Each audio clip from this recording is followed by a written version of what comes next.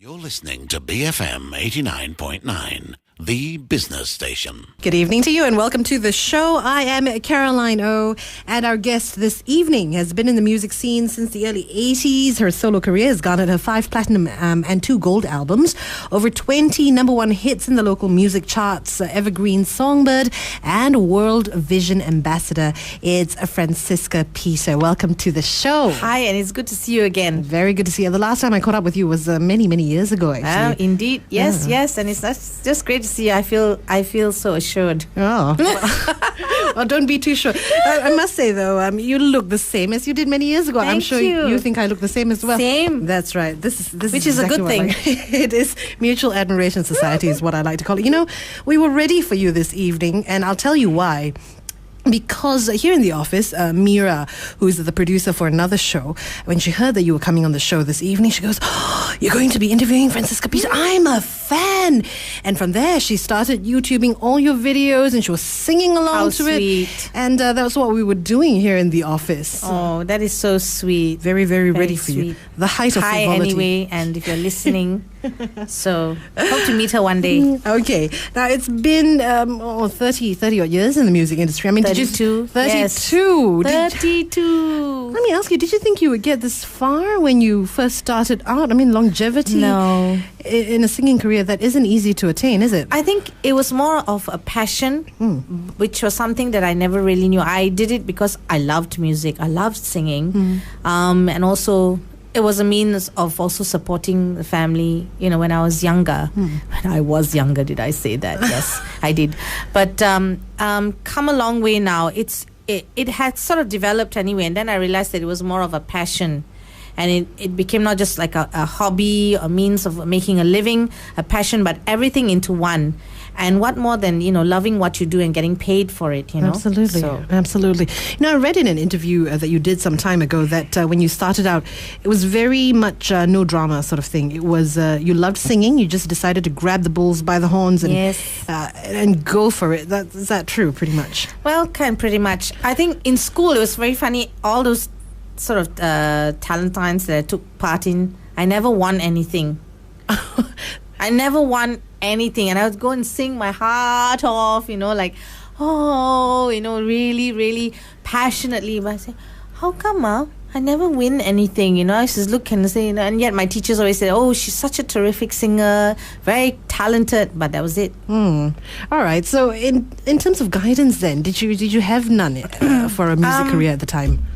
No, actually, I guess we were kind of poor. We didn't have a piano at home, or we did later on, but it was I got really very busy, and it was very hard to concentrate. It's one of those things. I think if you learn a music instrument at a tender age, you're like a sponge. It's very easy. You pick up things faster.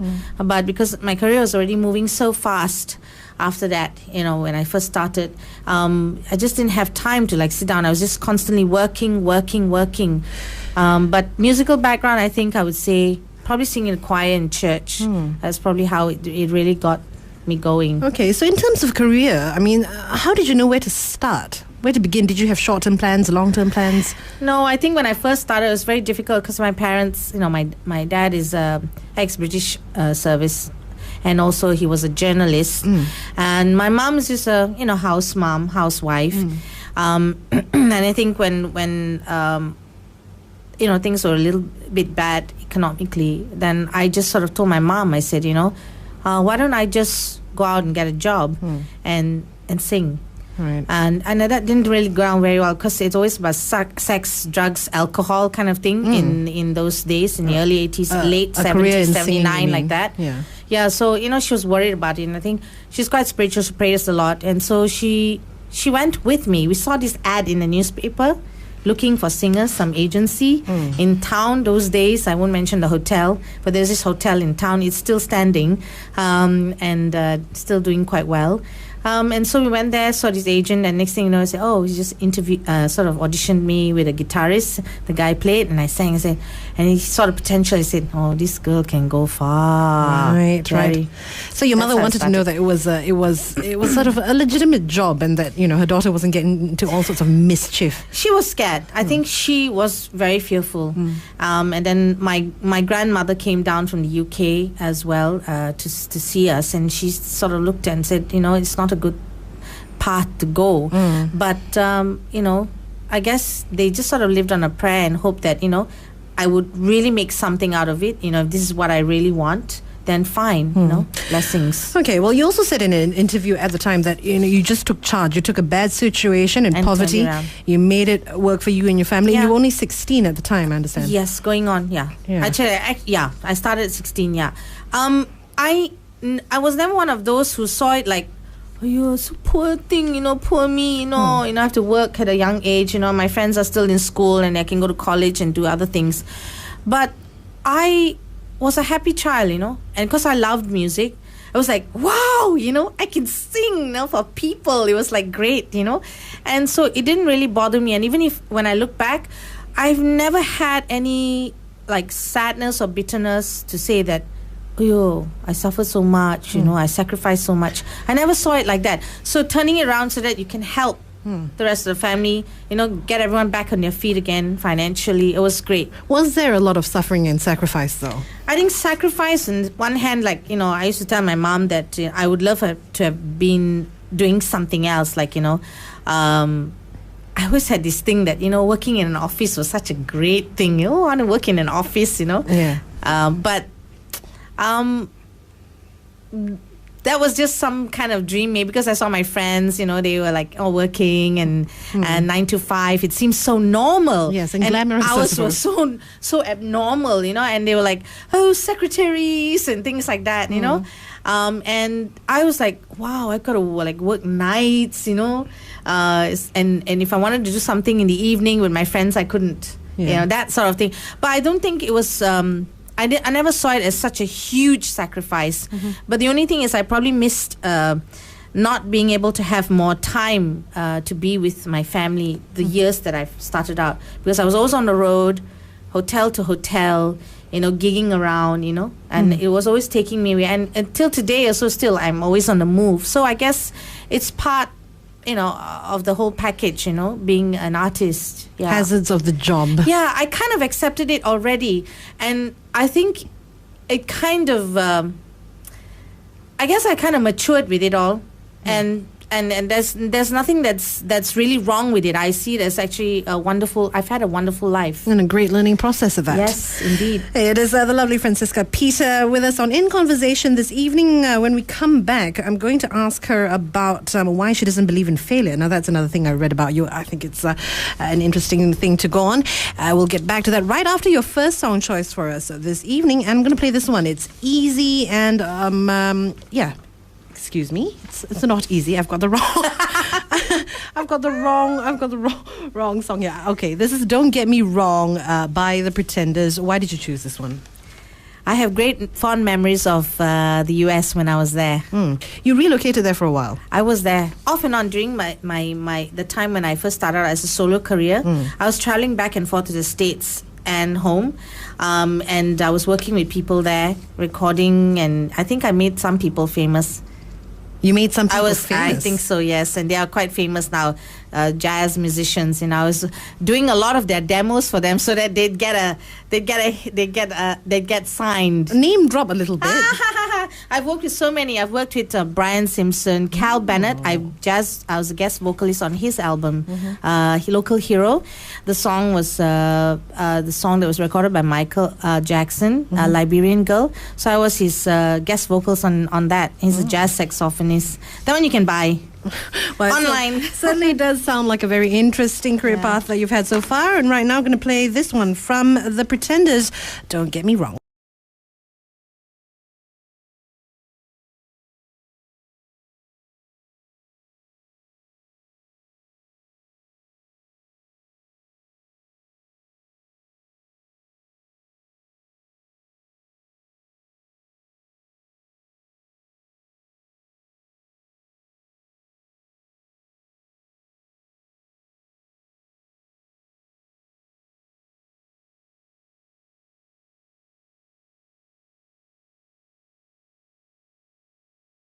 together with recording artist and World Vision Ambassador Francissca Peter.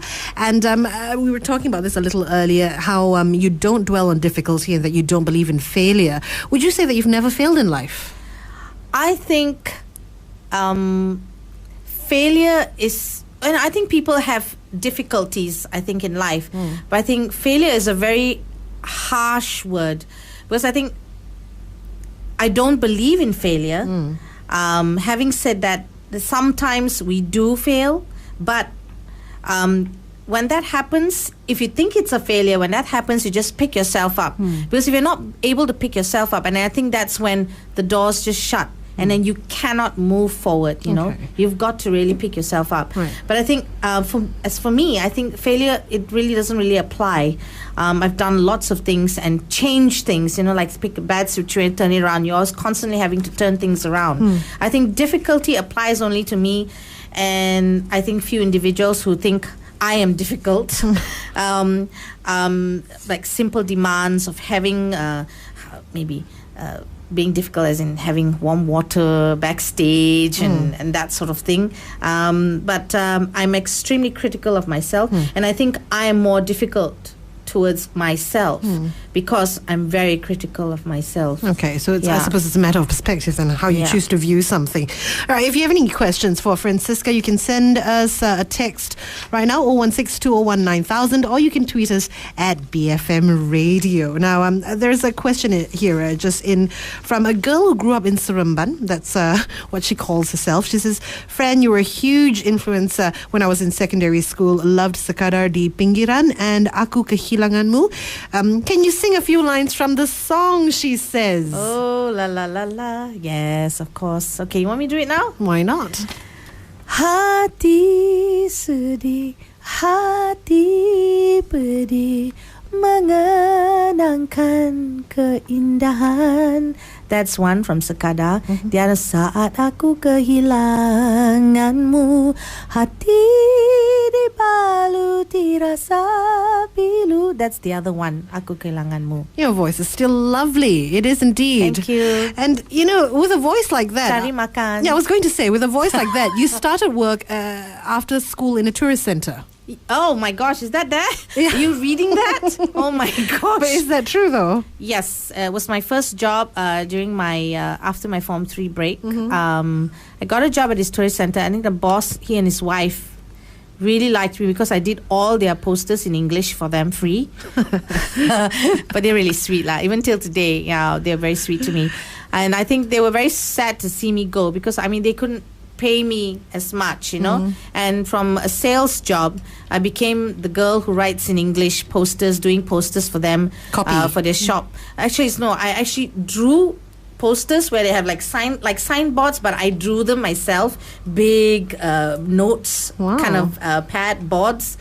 And I used to, what I did was I took all when the tourist guides bring in the tourists to their center, they would sit down and my boss will entertain them and give them drinks and all. And I would take the tourists back and explain to them how batik is made and how silver is done and pewter, and also how people tap the rubber trees at the back of the factory, you know. And so I used to do all those things, and they were sitting down having drinks, and I did that. And my other job was also, sometimes I had to follow as an assistant PR. I was kind of young, but I was to be like really clueless, you know, sitting there. You know, people are like taking people to lunch, you know, travel agents to lunch, and I was sitting there like really clueless because I was so young and meeting all these people.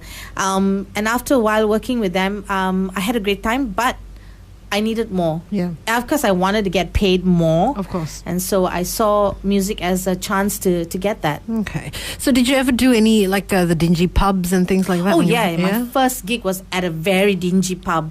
In fact, it went bankrupt after 1 month. Oh my goodness, I hope that had nothing to do with you. I hope so too. It sounds terrible. Unfortunately, it's really funny because I won't mention the name, you know, bless them. I'm sure they are doing well now. Probably so rich, I don't know where they are. But it was a very small place in PJ. And I was there, my first gig with this agency. They got me a guitarist who sang there. And it was never crowded anyway. I think it wasn't doing well from the very start.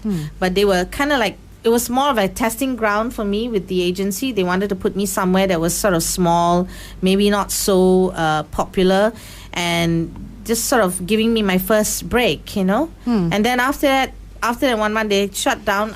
They put me onto another place in Damansara has changed now. Those days the roads used to be so windy, and really dangerous. Yeah, I get that. I mean, Uptown, what it was before, I used to call it Cafe de Longkang.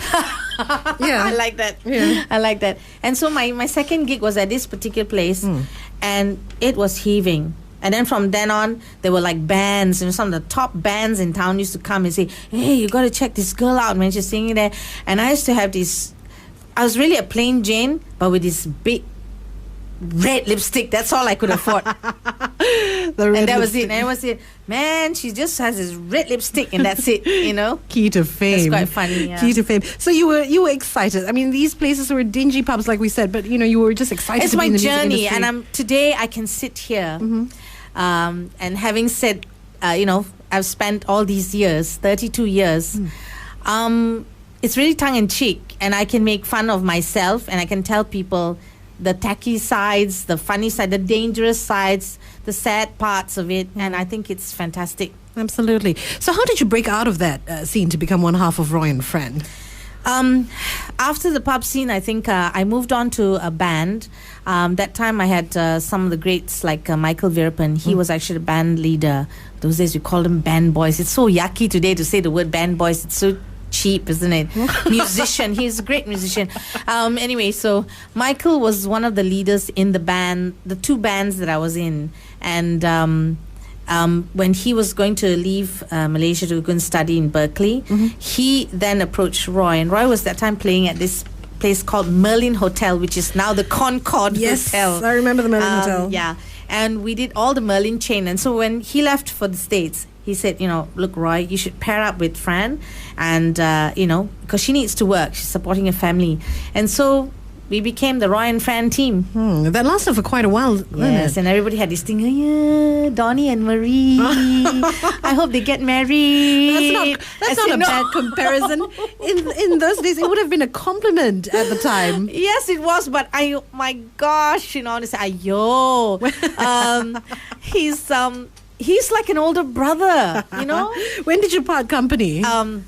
I think we parted after our second album, I think in 83, early 83, because I think we had matured. I kind of because I was so much younger, I matured musically, as well as he wanted to do more writing. He didn't want to be an entertainer as such, but he wanted to sing and perform and play, and I wanted to do more. Yeah, so we sort of amicably musically sort of split up and decided that he would do something of what he feels is right for himself, and I said that I want to do more, to venture out, to do maybe dance music and things like that, and it's be different because sometimes when we're together, and then I'm having to take the stage and just do the other stuff, and then he's sort of still sitting at the piano. Yeah. So I guess that's when things changed after that. Do you still keep in touch? Oh yes, we do. Still we good do. friends? We see each other. We meet up maybe once a year. He comes down, and we spend the whole day. There was one occasion, I think it was about last year. I remember he came down. We were out from 9 o'clock. We said we'd have breakfast, and then we ended up having lunch. We ended up having dinner. We ended up having supper. There's so much to talk about. So there you go. And it was non-stop. I don't know where the words come from, and just all these things, and that's the years, It's Francissca Peter with us on In Conversation this evening, and for those of you who really miss her voice, well, we've got one from her. It's called Lover Man. When we come back right after the news, I'll ask you why you chose this song out of all the many songs that you've done. For now, if you have a question, you can text us at 016-201-9000 or tweet us at BFM Radio. This is Lover Man by Francissca Peter, BFM 89.9. Hey, it's Carolina with you on your drive home this Tuesday, and with us on In Conversation, recording artist and World Vision Ambassador Francissca Peter. Now, earlier we played Lover Man. That's one of your songs. Yes. Why did you choose that song out of all the songs that you have? I think that song is a bit kind of sentimental. It's not something that I talk about much, but it's probably one of my favorite tunes. In sort of like the jazz side of the music that I do, which is a personal passion, which is something I don't do often. Most of my fans know me as Fran, who sings all these great Malay ballads, But on the English album side, this is probably one of the most intimate of songs for me. It's a personal thing. I can't quite explain, but what is it that touches you this way? Is it the melody? Is it the lyrics? It's the melody as well, because it's just me. It's about just me and how I feel about the person that I really want to be with, and that I miss so much all the time, because of the fact that my better half and I, we live really difficult sort of. Our lifestyle's not that easy. People look at it and think how could you live like that all the time apart, And so what is the situation there? We are always working, and we have like different goals whereby he sees his career path as something extremely important, and as I suppose as the better half, I have to be extremely supportive as well, just as he's supportive towards me. And I think in the last few years he's kind of done a kind of a job which requires a lot more traveling, and so he's based usually in Europe a lot. And so for me, this song, even over the years when we were dating, and even when we were living married and living in different countries, we were already living that sort of lifestyle. It's just that because now I'm home, people are not used to the fact that I'm kind of like on my own, and so it's nothing new to us. We're used to it. But this song brings that, my emotions and anything that I feel whenever I carry this song. It's that intimacy and that missing, of the better half. Okay, so it's a personal story. It's a personal song, and it's a great song. Because it has been sung by some of the greats, in the jazz world. I'm talking about really old school jazz, talking about people like Ella, Sarah Vaughan, and Billie Holiday, these people, who I have great respect for. And I'm glad that this is one of the songs that I had recorded as well for my English album, and because it's also part of the new album, Keunggulan, which is something that a lot of my fans are so pleased with, because it has 37 hits in this album, and they've included some of my favorite tunes, especially this one. And so it's already out in the market. It's been out for the last 2 months, and if people want to get it, it's called Keunggulan. And it has the couple of English tunes, as well as all these hits that you won't be able to get them. Some are sort of limited editions, you can't get them, but they're here in this album, on this album. Right. And so the best it's kind of. It means a lot to me, because there's something that I'm able to give to the fans, because the early days, some of the albums came out in cassette form and you don't have them on CD, so this is the one to get, Keunggulan. Okay, well, it does sound like I should be running out to the store and getting one right now. And you can feel that the intensity with me talking is like very hard to come out. I can. Because I'm really moved by this whole thing. I can see tears on the brink. Okay, for me personally, one thing I'll always remember the most is that Satya video. Oh, on yeah, TV. yeah. I think that really was a cross culture, because everyone, Indians, Chinese, Malays, they all knew that song. And the kids are all grown up now. It must have been the most played video, I suppose, on TV. Yes. It was on and on and on. And I think it ran for like 2-3 years, it was quite amazing. Yeah, you had really big hair at the time and big shoulder pads as well. Hey man, remember? It was in. Let me tell you, shoulder pads were in. That was a big thing. when you look back at things like that, right, and it's all on record, it's on YouTube. Oh yeah, by the way, I love it. Thank you, my fans. What do you think of? I mean, certain things take you back to certain times. So for me, I remember watching that video. It takes me back to my school days. What about you? What do you think of? I think of, I would love to see the country grow together. There's so much more that I'd like to see happen, for Malaysia. I would love to see Kebangsaan schools filled with all races, I suppose. I think it would be very meaningful. And the education system also plays a very huge, important role. I would love to see schools, Kebangsaan schools and other schools, maybe Chinese, Indian schools, or Tamil schools, also all come together as one.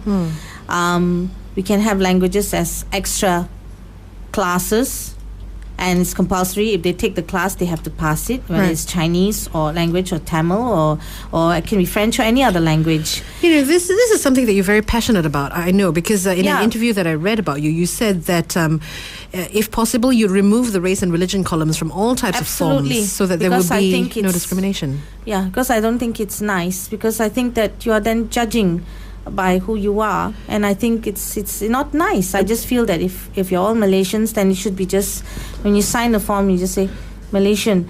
Otherwise, you sign the form and say I'm British or I'm American. But did that stem from a personal experience with discrimination?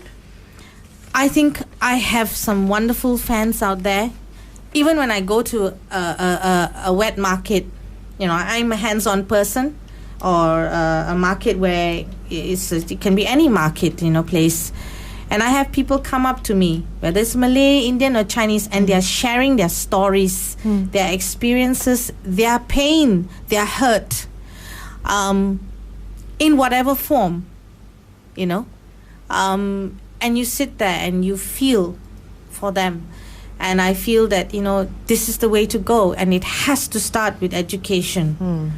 I just feel that has to change. It's got to get better, and focus on Bahasa Malaysia. Fine, it's the national language. English is a very important language if you want to stand on the international market, and I think that it should be fair for all. And it doesn't mean that whether you're a poor Indian, Chinese, or Malay that you should be entitled to less, or entitled to a school that's not so sufficient. Intellectually, I feel that all should be equal. Okay. Well, another thing I understand that you're very passionate about, heavily involved with as well, World Vision these days, which you're an ambassador of. Yes. Well, yet again, it's about helping the children and helping the poor. Have you always liked children? Oh, yes. Obviously, my better half opted not to have any children, because that is, everyone has their good and bad, and I guess everyone's got a bit of selfishness in them. Love him as I do, but children. No. I mean, were they something that you wanted? I love kids. I love kids. I've always loved kids, but I've never been in a position where it was easy that I could. Although I can have kids, but it was always so hard when the other party doesn't want. So it's come a long way now. If I was you're talking about if I was say maybe 10 years, 15 years ago, maybe I'd be one of those who'd be thinking, oh, I wish I had a kid, But now I'm surrounded by children, and I'm surrounded by young people like you guys. Thank you very much for that. Of course, you're all young. Hello. Right. I'm surrounded by so many young people, even colleagues, singers. They're all young, and they're just wonderful to work with, because we are all exchanging experiences, we're exchanging knowledge, musically or not musically. Having said that, I've got my goddaughter whom I adore terribly. She's almost like my own. And then I'm sponsoring a child in India, as well as I've just taken another child on as well to sponsor in Indonesia. And I think that children are very important because they make the future. Teach them well and let them lead the way. Yeah, and that's where education plays a very important role. If you don't teach them about being able to join forces, to understand each other's culture, tradition, or faith, or whatever, race or whatever, I think it stems from very young age for them to grow up to understand that the world is filled with different people from different walks of life, colors, race, religion, whatever it is, that they understand that this world is made out of so many different things, and they have to educate themselves to understand and learn to live together Well, I think it's wonderful that you're a part of it, and I do hope that you continue doing the good work. Francissca Peter, it's been great catching up with you. Thank you. I just hope that if I could just mention that this year World Vision is trying to focus on urban poverty. If you can, those of you could call World Vision, which is 037-880-6414. Or you can log on to www.worldvision.com.my if you want to sponsor a child, which is only 50 ringgit a month. And also to help support some of this street children. There are a couple of NGOs like Nur Salam, which is a Muslim-run NGO, as well as the Street Outreach. They happen to work around the Chowkit area, both of them. Street Outreach is a Christian NGO, and both these two NGOs have been helping street children quite a lot. And if anyone wants to help, you could come and help us out. We also have our 30-hour famine, which is coming up in August. And we've got this now. This year is a special feature for children to take part. They fast for 8 hours. The adults fast for 30 hours. And it'd be quite fun if parents can bring their kids along to learn to see what it's like, to feel what it's like, when children are starving in other countries. Okay, I take it you'll be fasting along with them. Sometimes I do.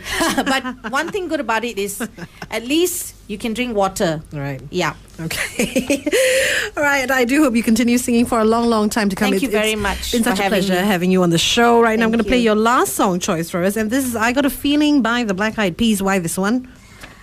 Because I love this song. It really makes you want to dance and party. And it's really having a good feeling. Everybody out there, life is abundant. Even on a bad day, when you walk out your door, smile. Words of advice there from Francissca Peter with us on In Conversation. Here it is, her last song choice for us. It is I Got a Feeling by the Black Eyed Peas.